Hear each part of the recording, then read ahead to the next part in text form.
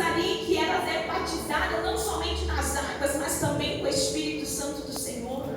Então o ministério dele estava muito grande, muito notório que o Senhor era com ele. E agora ele estava em Samaria, mas no versículo 26 a Bíblia nos diz que o anjo do Senhor falou a Filipe, dizendo: olha, Filipe, agora é tempo de você ir para um lugar, porque eu tenho algo específico para a tua vida.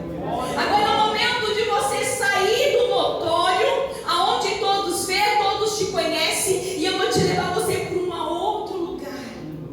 E o Senhor direciona ele para a cidade de Gaza, é uma pequena cidade. E ele estava agora em Samaria, e era para ele ir em direção a esta cidade, mas o caminho que ele ia percorrer era um caminho deserto, era um caminho com pouco acesso, com poucas pessoas. Esse era o caminho que ele ia percorrer.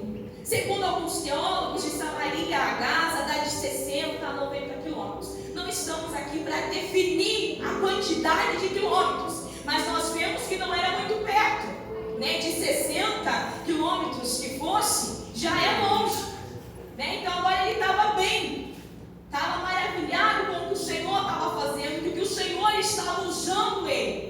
Mas agora o Senhor disse: é o tempo de você ir